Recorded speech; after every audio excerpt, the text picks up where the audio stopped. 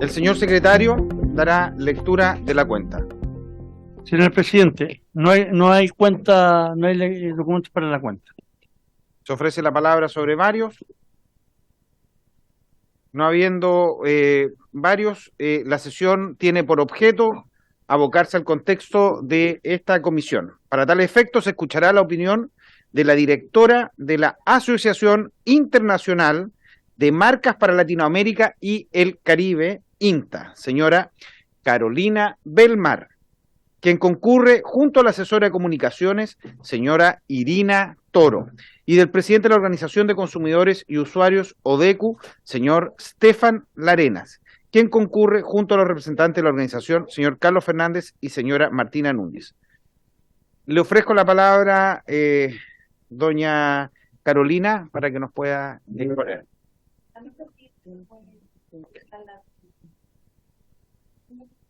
Sí, no hay problema. Sí. Ok. Y poder identificarse, por favor, antes para efectos del acta. Sí. Muchas gracias, señor presidente, miembros de la comisión investigadora del caso La Polar en la Cámara de Diputados de Chile. Es para nosotros un honor, en representación de la Asociación Internacional de Marcas, INTA, por su sigla en inglés, estar aquí hoy día con ustedes y compartirles nuestra visión respecto del fenómeno de la falsificación, la piratería y lo que se denominan los mercados grises o las zonas grises respecto a de la comercialización de productos protegidos por propiedad intelectual. Mi nombre es Carolina Belmar, soy directora de la oficina de la INTA para Latinoamérica y el Caribe, que es una oficina que está ubicada en Santiago de Chile. Tenemos nosotros, después les voy a comentar quiénes somos para poder contextualizar cuál es nuestra labor y cómo es que nosotros hacemos un trabajo a nivel global en materia de protección de marcas y otros derechos de propiedad intelectual. La INTA es una asociación que nace en el año 1878, tenemos ya 145 años, nace en Estados Unidos y hoy en día somos una asociación global. Nosotros tenemos 3 objetivos principales. Uno dice relación, y después se lo voy a explicar con mayor detalle, es poder hacer explícito frente a la comunidad cuál es el valor que tienen las marcas para la construcción de una mejor sociedad, construir también una mejor sociedad a través de las marcas, es decir, nuestros miembros no solamente entendemos que el rol tradicional de las marcas respecto a informar la procedencia, que es un rol esencial y principal, no es suficiente, y estamos muy comprometidos con la integración, la integración de la diversidad, el desarrollo de otros ámbitos y particularmente el de las minorías y también el medio ambiente.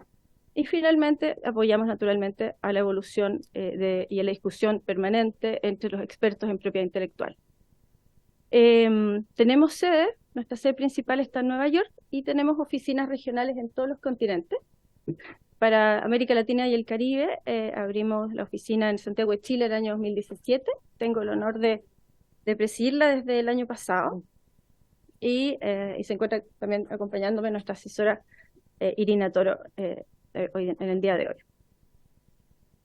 Tenemos aproximadamente 35.000 miembros individuos que pertenecen a 6.000, poquito más de 6.400 organizaciones y estamos presentes en 185 países. En América Latina tenemos más de 2.800 miembros y eso nos permite tener, y precisamente esa diversidad y cobertura es la que da riqueza a nuestra toma de decisiones. Nuestras prioridades para Latinoamérica, no me voy a referir a todas simplemente porque la idea, nos encantaría también poder escuchar de la Comisión cuáles son los aspectos principales sobre los cuales ustedes quisieran tener mayor conocimiento y así poder aportar al debate. En la materia que hoy día nos ocupa, la lucha contra la falsificación y la piratería es una materia con la que nace la INTA y que es una materia además de preocupación general o global, permanente. La propiedad intelectual es una herramienta para el desarrollo de la industria y especialmente la industria que está basada en el conocimiento.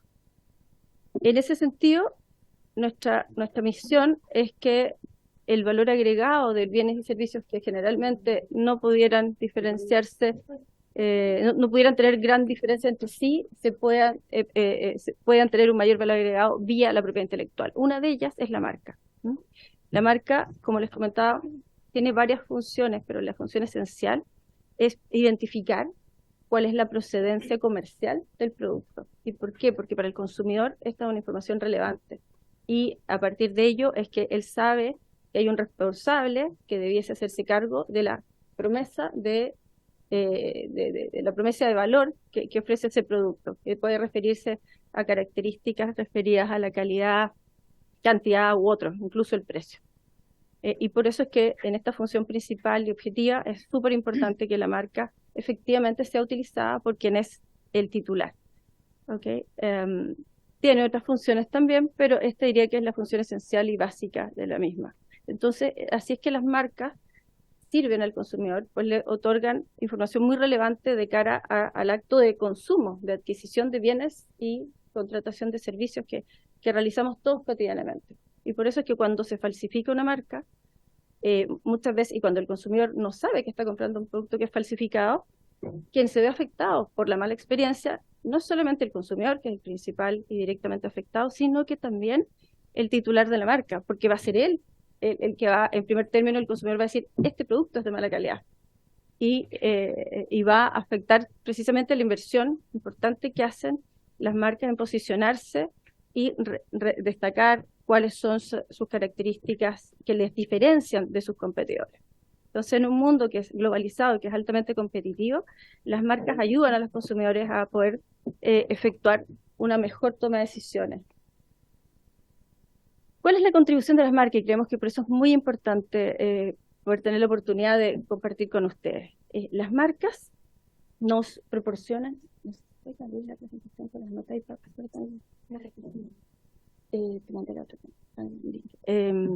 las marcas nos proporcionan no solamente esta información que es relevante al consumidor, sino que las empresas que son intensivas en el uso de marcas son empresas que contribuyen de forma decisiva en el PIB. Este es un estudio que hicimos el año, la INTA realizó, se le encargó a un centro de investigación en economía argentino y se realizó sobre 10 países de la región latinoamericana. Se hizo en primer término el año 2017 y se repitió el año 2019. Los resultados fueron arrojados ese año, justo coincidió con la pandemia, con lo cual la difusión del mismo fue más limitada. Pero interesantemente es que contribuimos a tanto la importación como a la exportación de forma relevante, representan el 21% en promedio del PIB. En el caso de Chile estos resultados son más altos, y representan el 18% de la fuerza laboral. Y eso quisiéramos destacarlo porque no solamente empleo, sino que es empleo formal, y luego no solamente es un empleo de cualquier tipo, sino que es un empleo de calidad.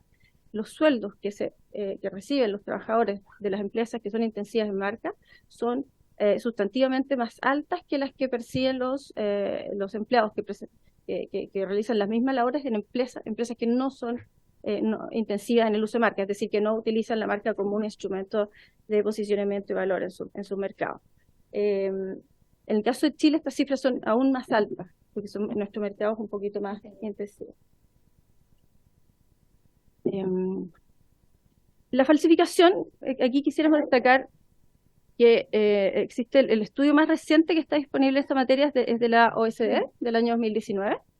Este estudio básicamente reitera ciertos elementos que ya nuestra asociación había detectado, pero lo interesante acá es que se hace con una metodología y por una institución de la cual Chile es miembro y que es altamente reconocida también.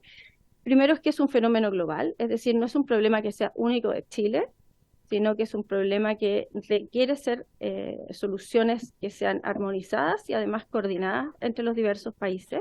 Es un fenómeno que es transfronterizo hoy en día, especialmente con la pandemia. Esto, en vez de disminuir, aumentó a través del e-commerce, además, y lo que representa nuevos desafíos para precisamente los órganos encargados de fiscalizar el control tanto en fronteras como en el mercado interior. Me refiero, estos son principalmente aduanas en frontera pero ya en el mercado interior o en el territorio nacional es la Policía de Investigaciones, Carabineros de Chile y las fiscalías. Es un fenómeno que es altamente evolutivo. Todos los días cambian las formas de realizar este negocio. Es siempre los mecanismos de control, ya sea a través de leyes o regulaciones gubernamentales, pero también a través de las medidas prácticas que toman los titulares de marca, están siempre siendo superados por el esfuerzo y creatividad que tiene esta industria. Y en segundo, finalmente, la falsificación está asociada a otros delitos. Entonces, este es un problema grave y si ustedes observan, puede haber variaciones sobre cuánto es la cantidad de los productos. Cada año, alrededor del negocio que esto mueve es entre 1,7 y 4,5 billones de dólares, lo que convierte la falsificación, representa más o menos la 10ª parte es equivalente a lo que produce la 10ª mayor economía del mundo. Y por lo tanto está por encima del PIB de Canadá y posiblemente hoy en día de Alemania. Esto es responsable a su vez de la pérdida de 2,5 millones de puestos de trabajo. Porque en la medida que las empresas dejan de vender y además su reputación se ve afectada, su tamaño decrece, su crecimiento no es el esperado y por lo tanto impacta en el resto. Así es como la falsificación pone en riesgo las economías, que se basan en el conocimiento y en la innovación, especialmente en las economías abiertas y globalizadas como la chilena. Este tráfico es un fenómeno dinámico y, como les decía, evoluciona, y por lo tanto requiere permanentemente ser revisado y tanto en cuanto a las regulaciones que existen a nivel local, como también la coordinación interna y externa para delitos que no solamente afectan a los fabricantes, sino que también y muy especialmente a los consumidores y pacientes cuando hablamos de productos que están referidos a medicamentos o dispositivos de salud. Porque en muchos casos, cuando se falsifica, se pone en riesgo directamente la vida, la salud de las personas y la seguridad también. Esto, especialmente cuando, por ejemplo, hablamos de falsificación, como ya señalaba, de medicamentos, pero también, por ejemplo, cuando hablamos de partes y piezas de automóviles, de aviones o de juguetes destinados a niños, o de piezas que son de electrodomésticos. Quienes están envueltos en la piratería, en la falsificación y piratería, eluden impuestos, porque generalmente hay concurrencia además de un delito, y por eso es que aduanas, vamos a comentarlo más adelante, no solamente se querella por propiedad intelectual, sino que especialmente tiene que ver con contrabando y delitos referidos a impuestos. No cumplen normas ni estándares laborales, ni de seguridad social, destruyen empleo, como les comentaba, y empobrecen finalmente a nuestra sociedad. Desde la perspectiva de los fabricantes, representa una competencia desleal, por quienes invierten en mejorar e innovar constantemente y quienes contratan a su vez formalmente. Este estudio de la OCDE nos dice, entre otras cosas, que y tiene directa relación con los hallazgos, es que el 2,5% del comercio mundial en 2019 fueron mercaderías falsificadas y pirateadas, y con la pandemia simplemente lo que ocurrió es que cambia el objeto de falsificación y en la mayoría de estos casos se destinaron más bien a medicamentos y dispositivos médicos. Yo diría que en el caso del comercio en línea nos debiera llevar a que a nivel local se revisen también cuáles son las normativas y estándares para poder hacer una persecución de estos delitos. Como ustedes pueden observar, la falsificación en el proyectada para el 2021 supera con creces el PIB esperado para nuestro país. Principalmente lo que se falsificó, ahí se destacan, son relojes, medicinas, perfumes y partes y piezas de aviones. Finalmente, en quinto lugar, los juguetes. En cuanto a la falsificación, no sé si aquí quisimos hacer el zoom. Nos llamó la atención que en este estudio Chile es destacado en el 9º lugar como destino de juguetes falsificados, pero luego si ustedes observan, de acuerdo a las estadísticas elaboradas por la Cámara Nacional de Comercio, en que nosotros participamos también,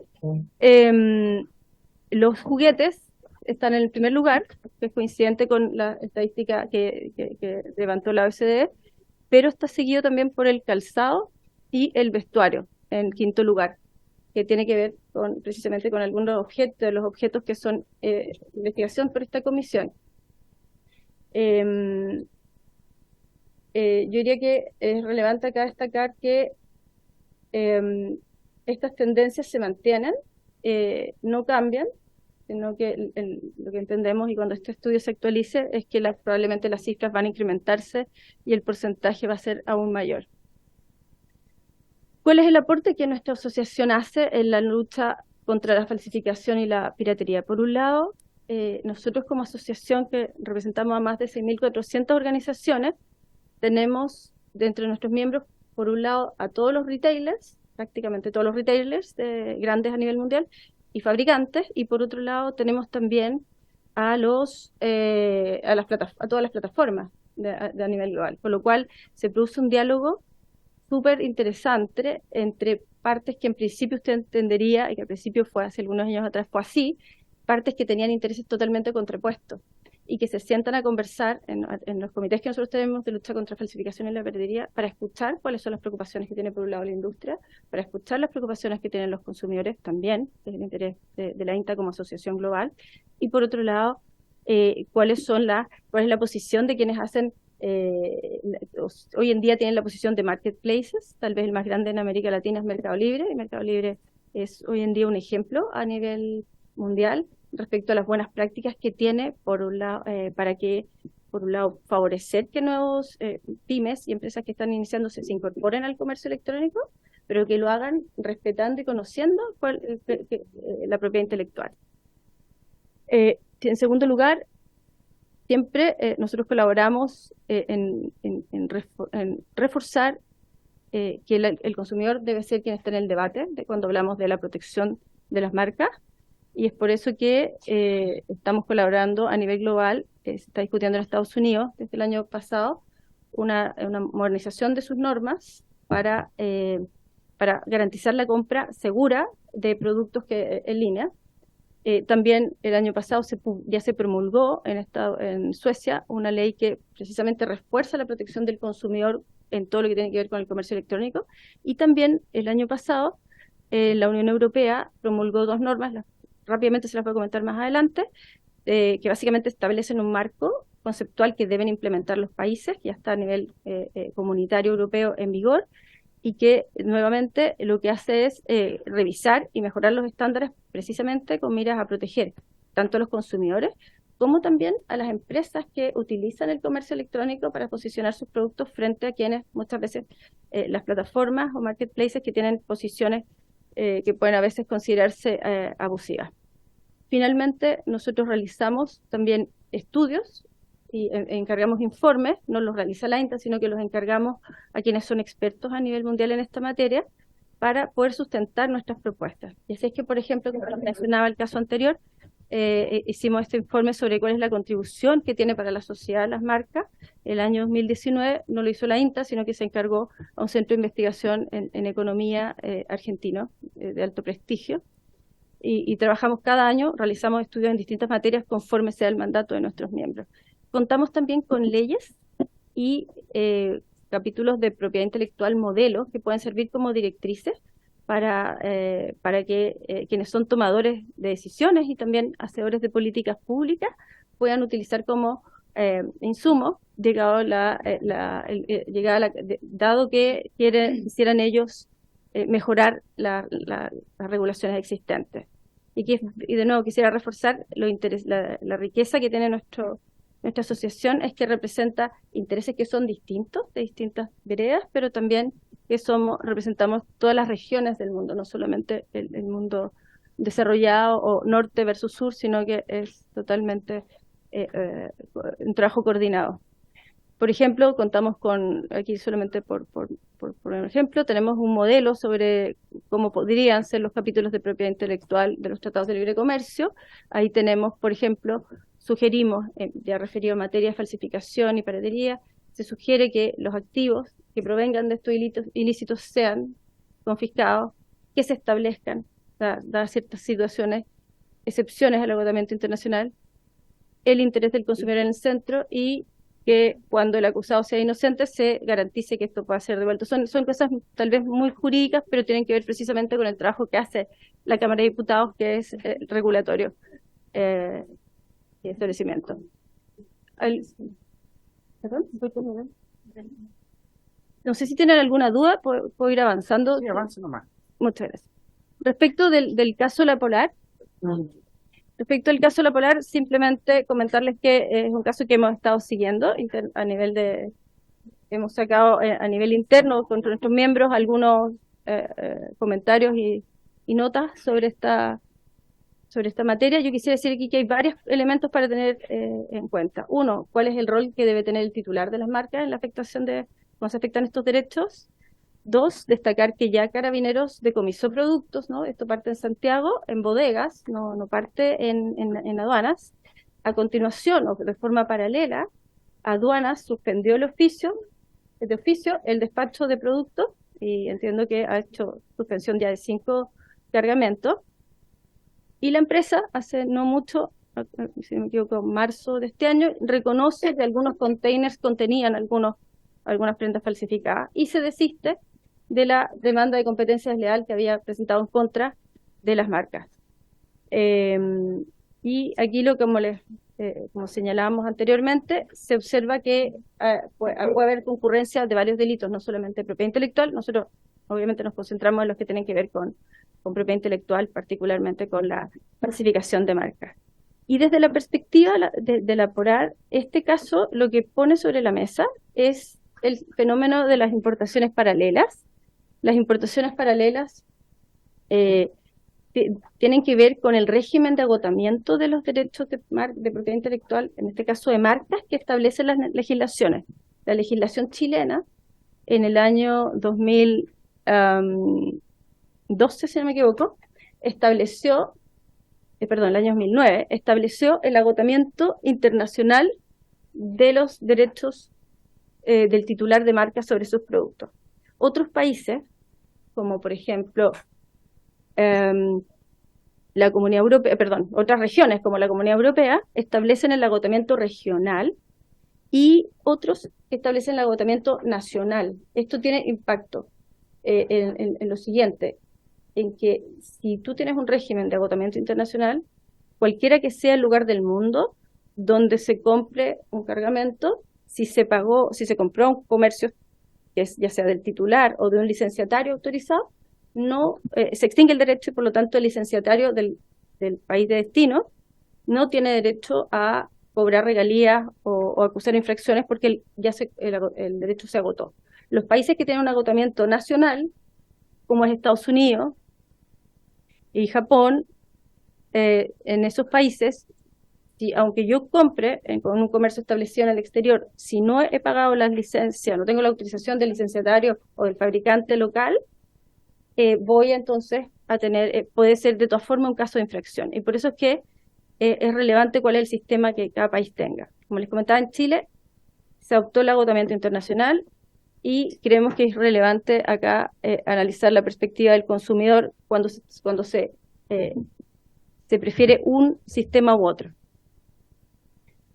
Rápidamente, solamente contarles que el año pasado nosotros participamos activamente en la discusión sobre el paquete normativo de la Unión Europea sobre los servicios digitales, que se tradujo a su vez en 2 regulaciones, la ley sobre servicios digitales y la ley sobre mercados digitales. En ambos, nosotros como asociación enviamos comentarios, hacemos propuestas, que son el resultado de la discusión entre nuestros miembros y representa la visión global de nuestra membresía, y en ella básicamente el foco está dado por cuál es la posición y cómo se protege tanto al consumidor como también al fabricante y a los productores que utilizan las plataformas para comercializar sus productos. En Chile, los retailers más grandotes se han convertido a su vez en marketplaces, entonces hoy en día tienen un rol doble.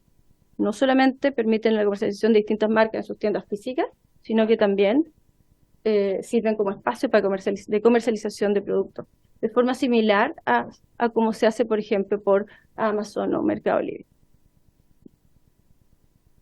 Esta es la ley de Suecia, se las dejo ahí ay, se avanzó demasiado. Y para referirme brevemente al caso La Polar, y cuál ha sido el rol del titular, de los propietarios de marcas. En primer término, este es el primer caso, yo creo, de relevancia nacional en que se está aplicando se podría aplicar la reforma que acá el Congreso aprobó en mayo del 2002, perdón, el año 2021, y que entró en vigor en mayo del 2022, en que se agrava la sanción del delito de falsificación. Por primera vez podrían las personas ser sancionadas con penas privativas de libertad. Hasta antes de eso era un delito que solo estaba sujeto a multa. Por primera vez podría aplicarse la indemnización compensatoria, que podría llegar hasta aproximadamente $160.000. Podría eventualmente ordenarse por el tribunal la destrucción de los objetos y podría también señalarse o permitirse la distribución benéfica por parte del juez. Pero todo esto requiere que el titular accione. Y ahí es un elemento que lo hace complejo, porque el titular, para poder llegar a este punto, tiene que, por un lado, comprar ejemplares falsificados, enviarlos a laboratorios, definir si es infractor o no, para poder probar que es un producto que es falsificado, y eso significa, por lo tanto, pagar pericias. Además de eso, cuando estamos hablando de falsificación o cuando se decomisan productos dentro del territorio nacional, el titular generalmente debe hacerse cargo del almacenamiento y destrucción posterior de los productos. Y eso es complejo. O sea, no solamente es caro, sino que cuando hablamos de productos que son dañinos al medio ambiente, tienen que respetar y cumplir las normas sanitarias al respecto, lo que encarece aún más la destrucción. Entonces, todo esto hace que para el titular de marcas sea muy oneroso, muy caro poder litigar, y por eso es que en muchos casos, y muy probablemente es algo que cuando ustedes conversen con aduanas, que hacen un trabajo bien importante en frontera, ellos paralizan, suspenden, pero luego el titular no persevera, no inicia la acción penal, y ellos deben entonces liberar la mercadería. Y el titular no lo hace porque tiene recursos limitados, no tiene recursos infinitos.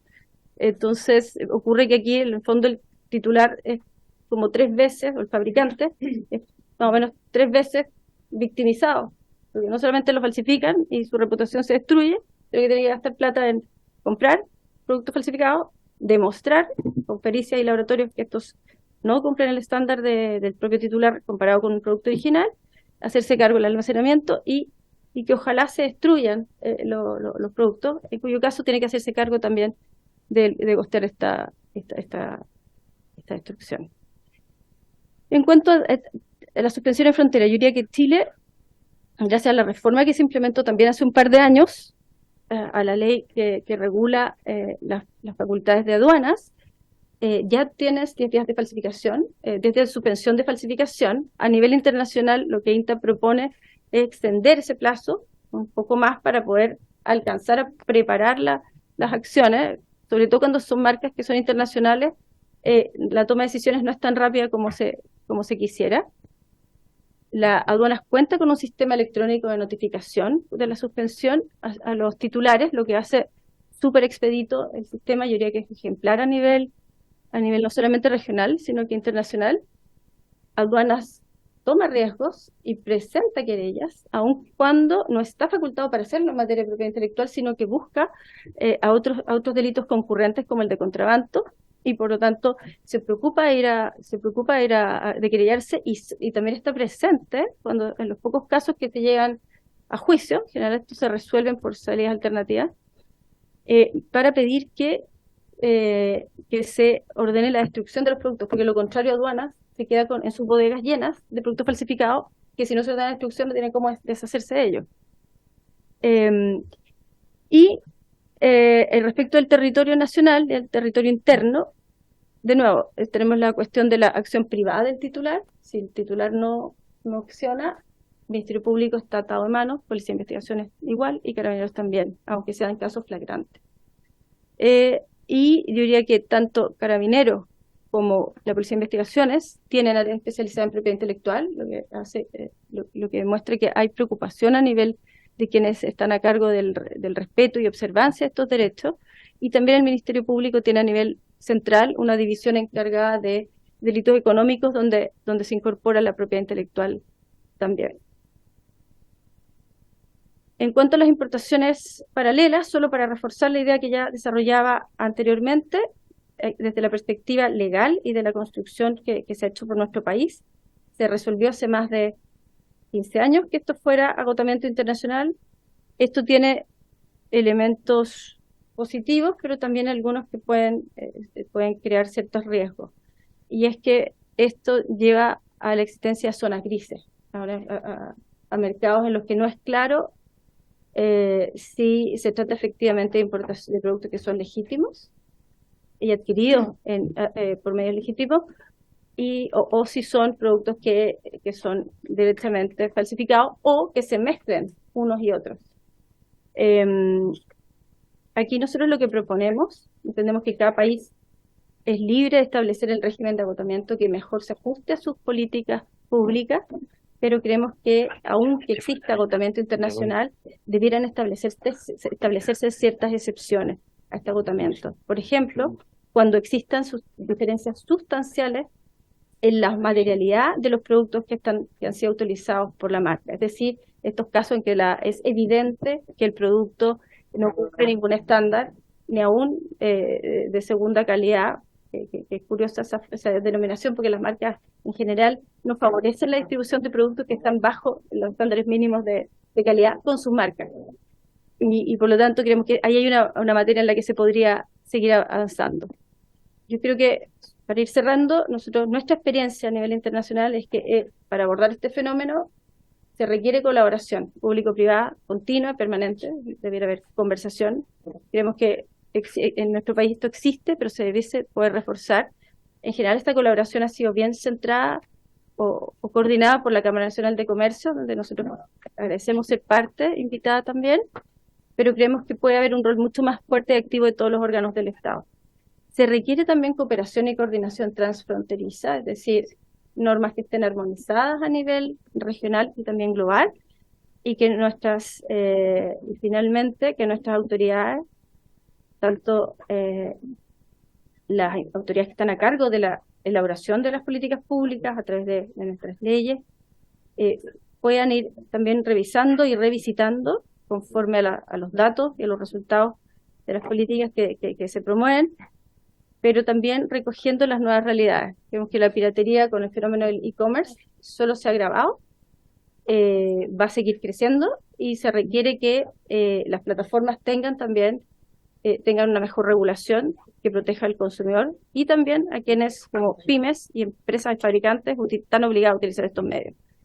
Finalmente, nosotros podemos poner a disposición de ustedes algunas leyes modelos que tenemos sobre cuáles son los estándares o regulatorios sobre observancia y respeto de la propiedad intelectual, que es como la forma en la que nosotros colaboramos a nivel europeo, tanto a nivel regional como nacional, y también en otros países de la región en los que este diálogo, como el que se está teniendo acá en nuestra Cámara de Diputados, se realiza de forma continua. Quisiera agradecer su tiempo. Pedí disculpas si se me excedía en el tiempo también. Me parece que... Muchas gracias, doña Carolina. Por concepto de tiempo, le vamos a dar de inmediato la palabra a don Estefan y después abrimos a preguntas a ambos si es posible. ¿Ah? ¿Cómo? No, porque si no, nos vamos a quedar.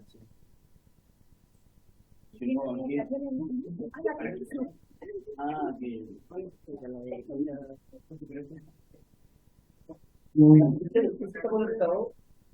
No, porque estoy tratando. Poner de la... Guarden ahí disculpa. No, no.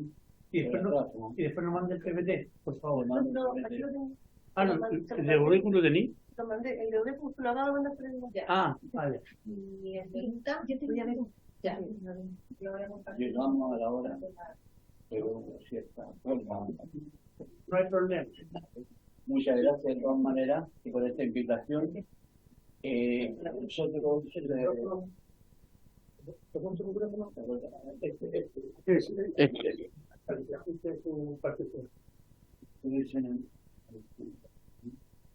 En negro.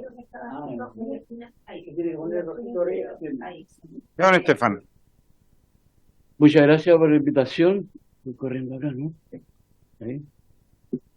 Mire, yo, digamos, nosotros como organización de consumidores, obviamente que estamos sumamente preocupados por este tema, porque ha sido no solamente un impacto público, sino que también ha traído otro tipo de situaciones que queremos mencionar acá, como ciertos vacíos legales y situaciones que se pueden producir en el futuro. A lo que a nosotros nos interesa fundamentalmente es cómo mirar el futuro, cómo prevenir esto, porque lo que está hecho ya está.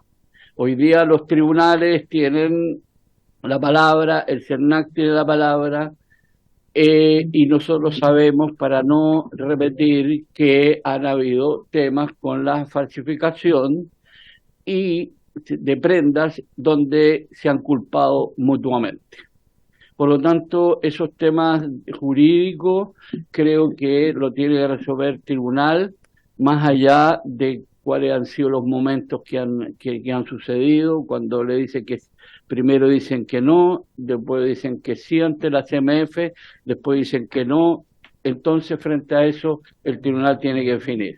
Nos interesa a nosotros fundamentalmente hablar de cuestiones de futuro, de cosas de futuro, como por ejemplo son los mecanismos preventivos que existen, que están incluso regulados por el CERNAC, que son los programas de cumplimiento o compliance. Es decir, esto que contempla la participación de terceros es un proceso auditable y auditado para poder prevenir determinadas situaciones. En este caso, por ejemplo, poniendo el caso hipotético que si hubiera existido un buen plan de cumplimiento, seguramente que podría haberse verificado en la trazabilidad de los documentos que garantizaban o que garanticen la autenticidad de los productos. Se hubiera prevenido los altercados tanto con los consumidores como con las empresas dueñas de las marcas. Entonces, lo primero es subrayar que nosotros pensamos que los programas de cumplimiento han, cumplido con algunas, hay algunas empresas que tienen en el corazón mismo de sus prestaciones los programas de cumplimiento, que siempre tienen que estar con un tercero que sea capaz de auditar para prevenir cualquier tipo de imparcialidad, o parcialidad, más bien dicho.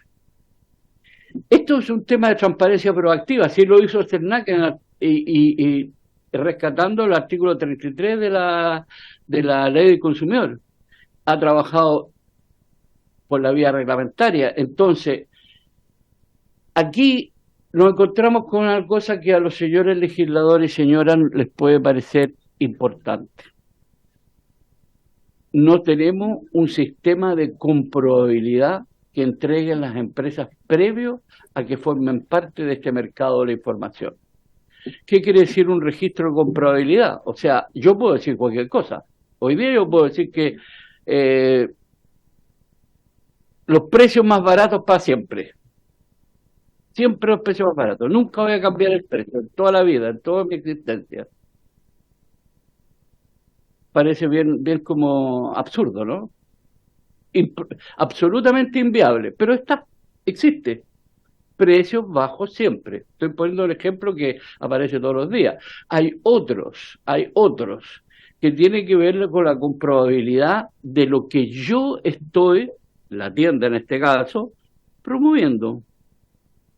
Quiero vender un blue jean Levi's, tengo que comprobar. Entonces no hay aquí cuando los temas de segunda selección, porque hay modelos de negocio que es hay modelos de negocio que permiten permiten este tipo de situaciones, lo cual tiene que ver con segunda selección y una política que hoy día está comprobada que puede ser viable. El problema es cuando no se puede comprobar esto. Entonces, aquí también tenemos que hay un problema que incluso fue en la discusión del decreto 211 a propósito de la, de la ley de competencia, ¿dónde está la figura penal? Ya nosotros salimos del problema de la prevención. La prevención, el cumplimiento. No se hizo. Esperamos que se pueda hacer. Lo mismo la comprobabilidad. No hay un registro, pero se puede hacer.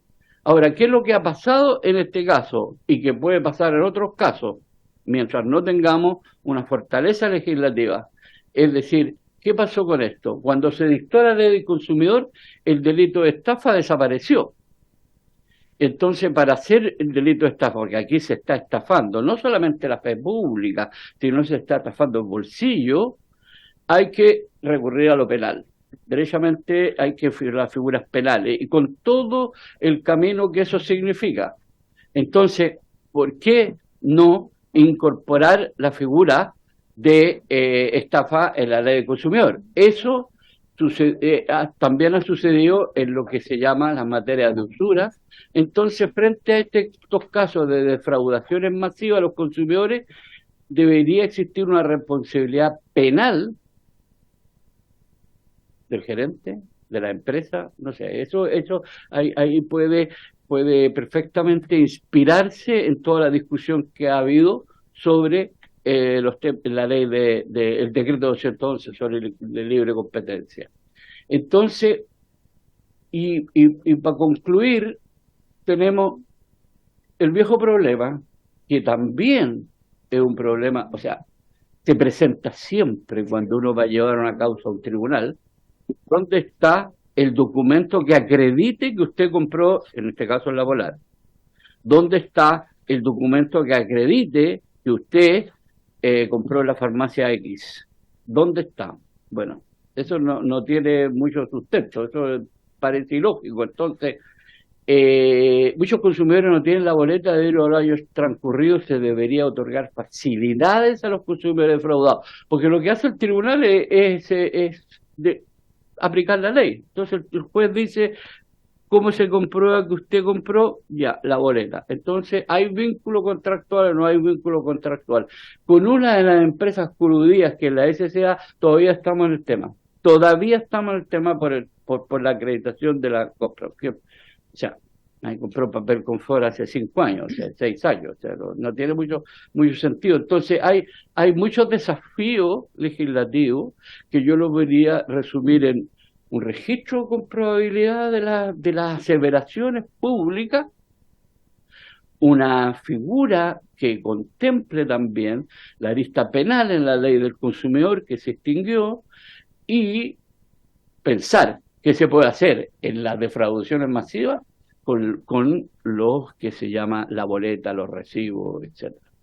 Frente a esto, nosotros es lo que teníamos que decir, nos interesa mirar para el frente, mirar para adelante y ver sobre todo cómo funcionan en otras latitudes y en Chile también los programas de cumplimiento, que en definitiva son un mecanismo preventivo efectivo. Muchas gracias por escucharme. Muchas gracias, don Estefan. Siempre va a ser un agrado poder escuchar a los consumidores, que juegan un rol fundamental en la construcción. Vamos a hacer las preguntas si hay para nuestros invitados que pudiesen tener para que podamos abrirla, porque nos quedan 5 minutos de sesión. Diputada Baise. Gracias. Bueno, para la representante o gerente de Intra, era en relación a cuando en la presentación hizo alusión al 18% o al 22%, no me acuerdo, del PIB, y también de la cantidad de empleos, de las marcas. O sea, mi pregunta es cuando dice de los que trabajan con marcas o algo así, lo entiendo. O sea, todos los artículos tienen marca. O sea, no sé ahí cómo distinguen o qué tipo de marca transnacionales, las más conocidas o qué? Porque en el fondo está bien, pueden haber unas que son muy conocidas y que son las que se falsifican, pero en el fondo todo lo que se vende tiene marca que me imagino, o sea, no sé si todo, pero tiene la mayoría, uno le ve la etiqueta y tienen un registro, me imagino que están registradas como tal, más allá del grado de conocimiento, de mercado que abarquen. Pero ahí me surge esa duda que me la puede clarificar. ¿A qué se refieren cuando marcas? ¿Ya? Eso es una. Y segundo, perdón, y cuando decía el titular tiene que accionar, que es los costos, todo eso, cuando entran por la aduana, sí lo entendí, cuando son como de aduana, bueno, más bien yo lo entendí así, cuando eran un poco en relación con lo de lo polar ahora. El titular, que es el dueño de la marca, pero justamente está aquí el consumidor, el representante de los consumidores, y yo estaba pensando, cuando te dijo titular, dije el consumidor. O sea, son dos cosas distintas. Una es el daño al dueño de la marca y otra es al consumidor. Y ahí no sé si opera el mismo sistema. Bueno, no vamos a poder entrar en el detalle ahora. Efectivamente, usted dice muchas cosas legislativas todavía para que el consumidor aplique y finalmente sea reparado. Entonces, ahí ustedes se refieren netamente a la empresa dueña de la marca, a la propiedad intelectual. Pero me queda la duda con el consumidor, que hay algo alcancé a oír, perdón, porque estaba en otra comisión que tenía que ir a No, participar. súper interesante y probablemente podemos responder los dos en conjunto. Sí, Perdón. sí. Vamos a hacer una ronda de preguntas y diputada Concha. Una consulta, presidente. Cuando nuestra expositora de INTA se refiere al tema de que de pronto en la falsificación o de ciertos productos, hoy día estamos hablando del tema de la Polar, que sabemos que en su mayoría son prendas de vestir, etcétera, pero ella hacía relación a, por ejemplo, no sé, juguetes, mencionó repuestos de aviones, medicamentos, y estamos ante hechos gravísimos que ponen en riesgo también la vida de las personas.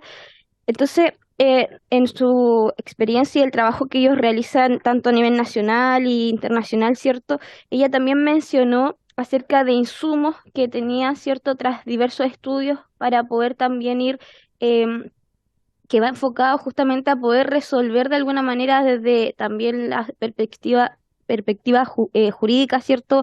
O legislativa, ¿cierto? En relación a cómo vamos a enfrentar esto, que son hechos gravísimos. Si bien es cierto, en los últimos tiempos esto se ha ido normalizando entre comillas, porque cada vez hay más productos falsificados.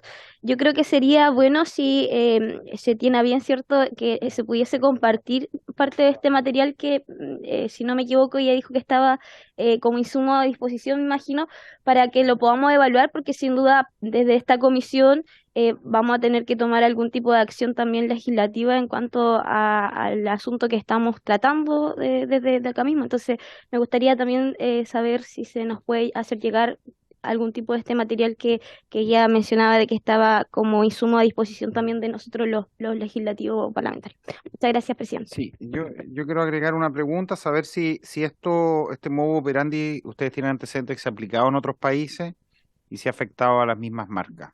Le damos la palabra para poder cerrar, le pedimos brevedad porque tenemos que irnos ya. Súper brevemente, no, súper buenas las preguntas, tal vez parto al revés. Y que si usted me disculpa para que no se... Uno, esto efectivamente se repite en otras partes y ha llevado a que se revisen y modifiquen normas existentes o se complementen. Si usted quiere, dar la perspectiva del consumidor, estaríamos encantados de facilitar a través de la Secretaría los ejemplos que existen para que ustedes puedan tenerlo como insumo de cara al trabajo que ustedes realizan. Feliz, para nosotros es una oportunidad muy importante y creo que estamos todos en la misma línea. Y finalmente, respecto a lo que usted me consulta, cuando hablamos de industrias intensivas en marcas, usted tiene razón, uno usa marcas siempre, pero no todas están protegidas y registradas.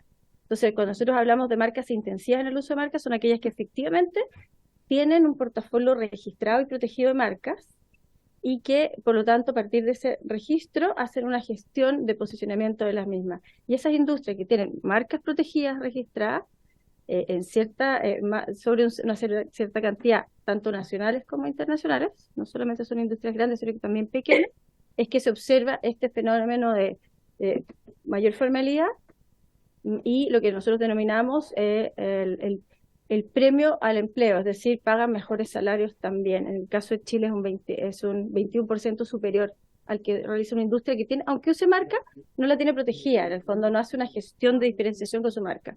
Y finalmente, desgraciadamente, cuando hablamos de las leyes de propiedad intelectual, si bien es cierto, cuando se protege las marcas desde una perspectiva de política pública, el interés público comprometido tiene directa relación con el consumidor, porque es el consumidor al que se quiere favorecer cuando se habla de las marcas, que el consumidor pueda saber que está comprando a una marca que representa una cierta calidad, que le debiera responder, dado ciertas, si existe algún problema con los productos. Luego, cuando tenemos que acá es el titular, que tanto en aduanas, pero también en el mercado interno, tiene que accionar. O sea, cuando se incauta algo en las calles, si el titular no persevera, no va a pasar nada. Y eso es un costo muy alto para el titular. Y por eso es que yo sé que en esta discusión se ha debatido mucho esto de los acuerdos reparatorios, que son confidenciales, a los que en el pasado, y generalmente, llegan los titulares de marca. Y esto es tanto por una cuestión de oportunidad, por el costo que tiene llegar a juicio, y porque el Ministerio Público, de hecho, favorece este tipo de acuerdos, y por otro lado, porque el titular al final del día lo que intenta hacer es manejar costos, que ojalá sea el infractor, la empresa que, en este caso el retailer, que en el caso anterior sea él que se haga cargo del costo de bodegaje, de destrucción, y se comprometa a no seguir realizando estas acciones. Pero efectivamente, en esta discusión escapa la capacidad del titular poder velar porque efectivamente se resarce a los consumidores que en el intertanto adquirieron productos que eran apócrifos. Eso, desgraciadamente, siento yo que el titular el consumidor queda fuera, porque el titular no tiene la capacidad tampoco para hacerlo. ¿Ah? Eso. Y yo sé que ha estado en el centro del debate, y creo que este caso es muy interesante porque por primera vez se está abordando de forma bien importante cuál es la perspectiva del consumidor cuando se habla de falsificación. Bueno, queremos agradecerle a nuestros invitados. Sin duda alguna, cada vez que tenemos estos debates y esta invitación, nos damos cuenta que efectivamente tenemos una serie de falencias en nuestra legislación, y que indudablemente todo el aporte de ustedes va a ser significativo, tanto para tener antecedentes nuevos respecto a este caso, como también para poder ir recabando todas las medidas que necesitamos justamente para que estas situaciones no se vuelvan a repetir. Habiéndose cumplido el asunto de esta sesión, se cierra.